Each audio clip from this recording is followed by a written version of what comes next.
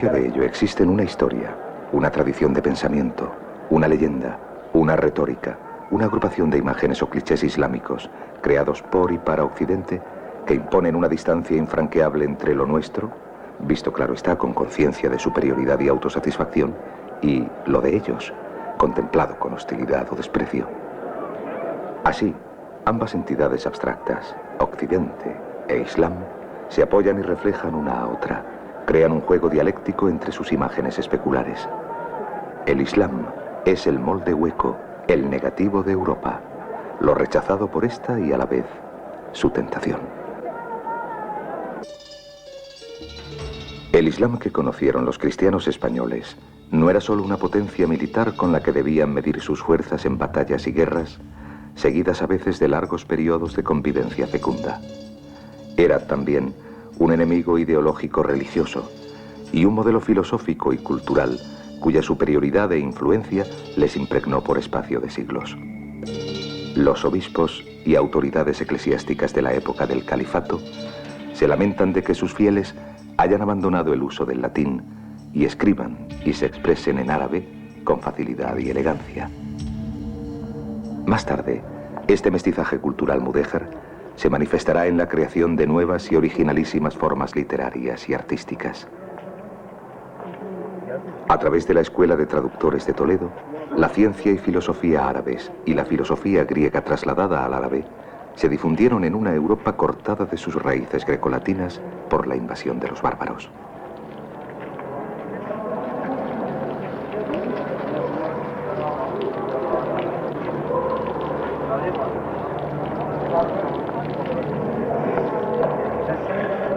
Las disputas teológicas de la Universidad de París a mediados del siglo XIII enfrentan a los defensores de las tesis difundidas por Avicena tocante a la imposibilidad de que las almas de los justos accedan en el paraíso a una visión directa de la divinidad con Tomás de Aquino, quien, para combatir aquellas, echa mano a su vez, como muestra Sauden, a las de Averroes, cristianizando así sin quererlo una disputa teológica islámica.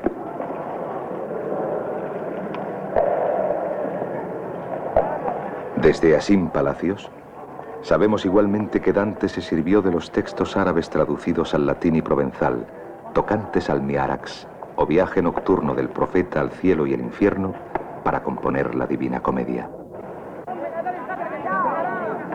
Pero, paralelamente a este influjo y adopción encubierta de costumbres, conocimientos y modelos culturales islámicos, la lista de asimilaciones españolas abarca desde la noción de tolerancia y el concepto de cruzada hasta las órdenes militares, el rosario y las cofradías religiosas de Semana Santa, las necesidades defensivas, unidas a la conveniencia de rebajar a un adversario temido y admirado, determinaron la aparición de una literatura propagandística que traza una imagen distorsionada y grotesca de los musulmanes.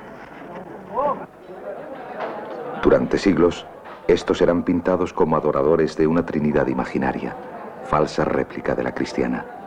Su profeta será presentado como un dios o un charlatán e impostor, su paraíso como un lupanar. La realidad empírica, las observaciones directas, la confrontación con los hechos no cuentan. Una visión fantástica, previa al discurso antiislámico, suplanta cualquier tentativa de conocimiento. Cuando este corpus escrito comprende varios siglos y disciplinas, adquiere un poder formidable. La imaginación oscurece y eclipsa la realidad.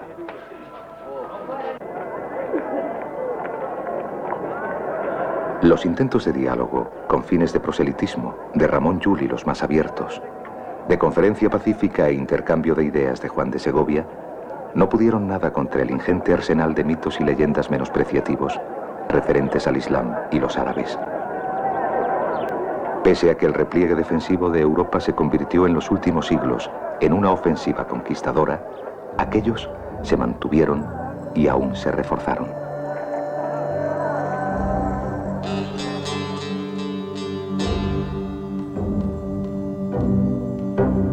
Basta en verdad abrir cualquier libro de historia para comprobar el uso sistemático de una doble terminología, valorizadora cuando se aplica al orbe occidental, despreciativa de cara a los musulmanes. Por un lado, se habla de expansión, vocación ecuménica, misión civilizadora. Por otro, de invasión, avalancha, brusca irrupción de hordas. El mismo manual que pinta con lujo de detalles la crueldad de los sultanes otomanos, cubre con un velo de discreción los autos de fe de la Inquisición o el terror blanco o rojo de nuestras revoluciones. La visión actual del Islam, aun la de algunos observadores bien intencionados, incurre casi siempre en errores de perspectiva debidos a su apego a postulados etnocentristas y el traslado mecánico de conceptos propios a un campo cultural en el que estos no tienen cabida. Ni el chiismo, ni el wahabismo, ni la salafilla pueden ser equiparados con el protestantismo, ni el islamismo identificatorio de las masas marginalizadas con nuestro integrismo elitista. Para advertir la confusión creada por el abuso de las generalizaciones etnocéntricas, bastaría sustituir el término islámico por el de cristiano y aplicar este último a realidades tan divergentes como el nacionalcatolicismo español,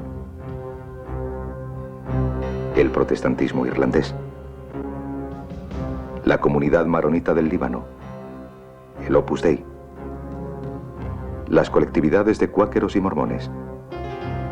Solo un ignorante o chiflado podría confundir a la Madre Teresa de Calcuta con un guerrillero de Cristo Rey. Pero situar el nódulo del legado espiritual y cultural del Islam en la presunta base del terrorismo es moneda corriente y no escandaliza a nadie.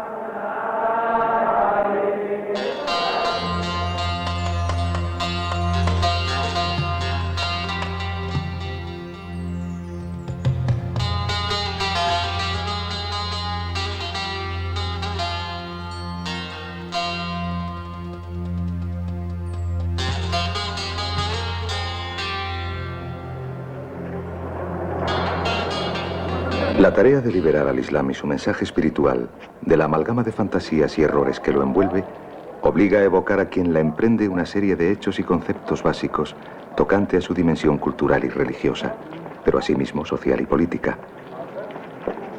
La palabra venida del desierto, que en menos de un siglo se propaga como un incendio e inflama a vastas comunidades de orígenes y culturas diversos, rehúsa ante todo cualquier discriminación fundada en motivos de raza o de lengua. No impone la existencia de una iglesia ni de una autoridad pontifical. Tolera en su ámbito, en condiciones específicas, a las demás religiones del libro. No admite un cuerpo sacerdotal que se interponga entre el creyente y Dios.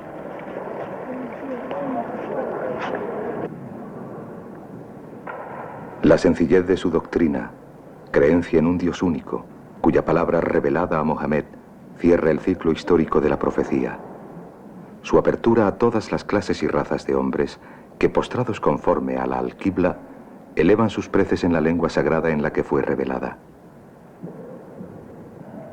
La práctica de los Arkan ad-Din, o pilares del Islam, que identifica y une a la masa de los fieles, explica su cohesión interna y difusión constante, independientemente de las vicisitudes políticas a lo largo de 14 siglos.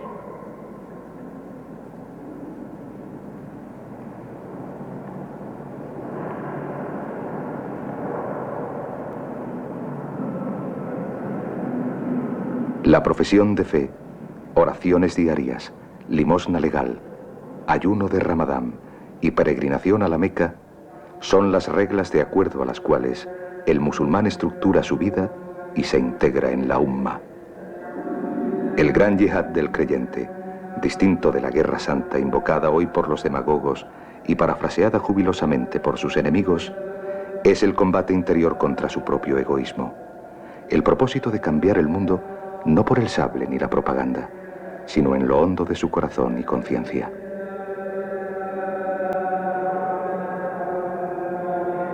El Islam aportó igualmente en sus orígenes un mensaje igualitario: negación de los privilegios hereditarios, honor y rango fundados en la piedad y el mérito.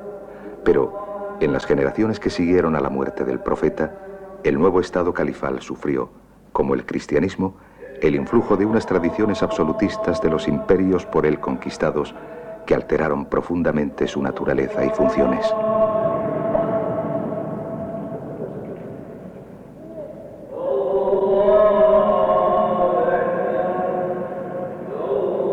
El hecho de que la mayoría de los aladices atribuidos a Mohammed traten de temas sociales obliga a plantearse la pregunta de si puede existir un Estado islámico cimentado en los principios del Corán y la tradición religiosa compilada en la Sunna. En verdad, cada teólogo musulmán responde a ella según sus deseos, inspiración personal, prejuicios de clase o el interés político del gobierno y autoridades de quien depende.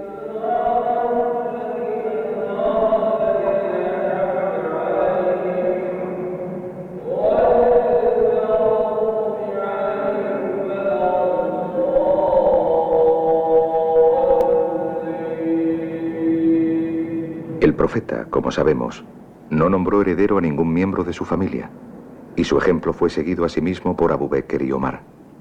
Durante 30 años, el periodo de los llamados califas justos, estos gobernaron la comunidad conforme a las indicaciones del Corán, tal como había hecho Mohammed durante su estancia en Medina. Poder espiritual y poder temporal se confundían en la persona del califa.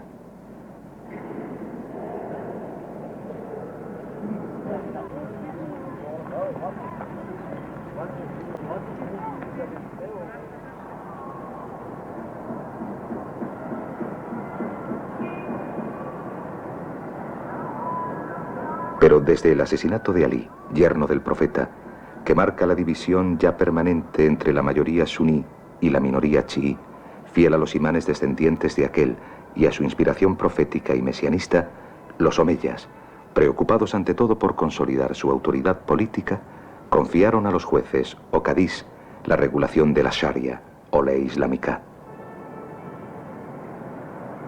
Basándose en el Corán y la tradición, estos se esforzaron en establecer un cuerpo de prescripciones destinadas a regular la vida del creyente en sus menores detalles. La gama de actos que abarcan va desde lo obligatorio, meritorio y permitido, a lo censurable y prohibido.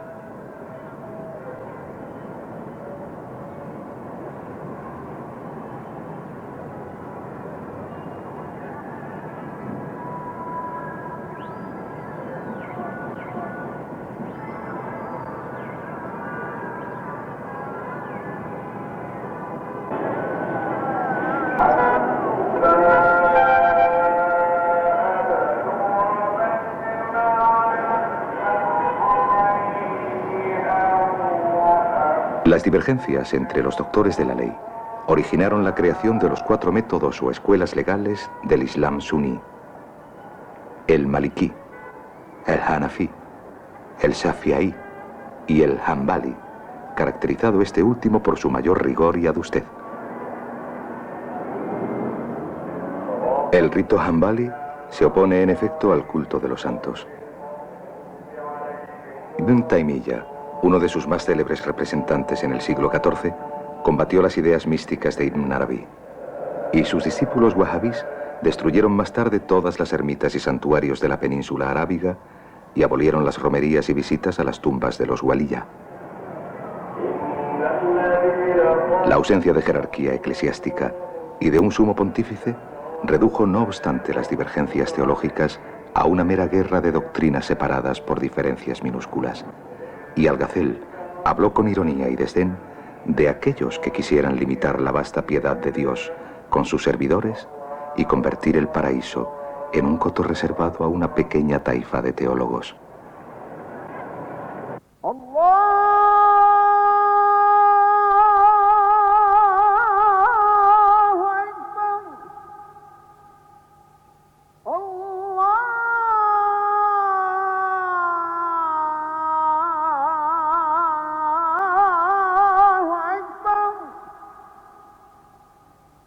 أشهد أن لا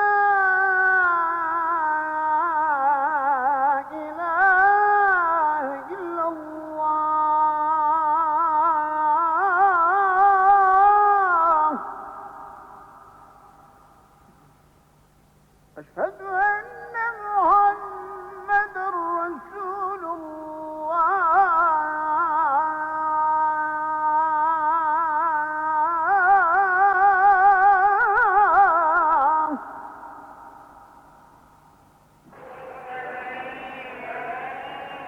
Un Estado islámico fundado en la soberanía de la comunidad, elección del jefe del ejecutivo, califa o emir, y la independencia del poder judicial es una solución viable para las distintas colectividades musulmanas, víctimas en su mayor parte de una grave iniquidad social y desengañadas por el fracaso de los modelos políticos importados. La vuelta a la Edad de Oro de Medina y los primeros califas, que algunos prometen a las masas marginalizadas por un desarrollo capitalista salvaje, ¿es a la vez deseable y posible? La temible alternativa de elegir entre fidelidad a una tradición identificatoria y la imperativa necesidad de cambio, ¿no encierra quizá a los países musulmanes en un círculo vicioso y profundiza su propia desdicha? Volvamos a la lectura esclarecedora de Ibn Khaldún, tal como nos propone Abdallah al-Larwi. La lógica del análisis halduní estriba en que la realización del ideal ético islámico conduciría a la desaparición del Estado y exigiría un milagro comparable al que se produjo durante la vida del profeta. A falta de este milagro, debemos concluir que el Estado, tal como se ha desarrollado en el ámbito del Islam, ha sido siempre el de la fuerza y dominación, aun si ha convertido a la Sharia en ley específica. En otras palabras, el Islam puede ser una religión oficial, pero no puede haber, salvo milagro, un Estado islámico.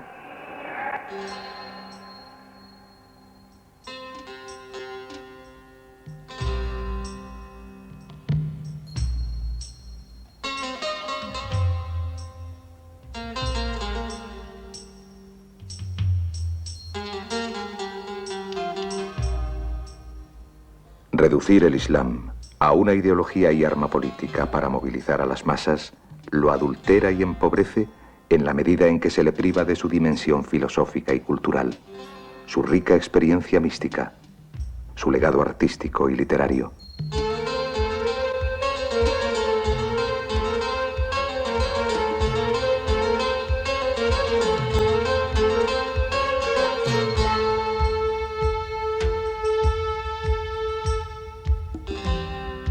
El Corán, esta orquestación a la vez musical y semántica, como dice bellamente Erkun, no es arma, sino propuesta.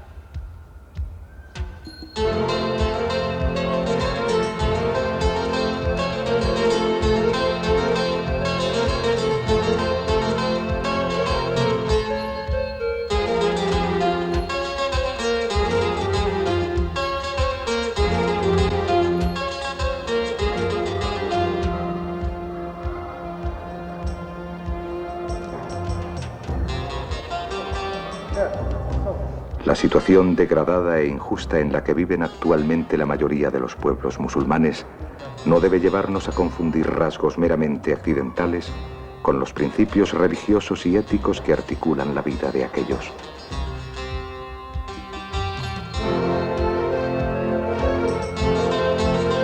El Islam es también la arquitectura de Sinan, la palabra profética de Ibn Arabi, la poesía sufí, las creaciones literarias del chiismo en Irán, una admirable sutileza espiritual e ingravidez metafísica.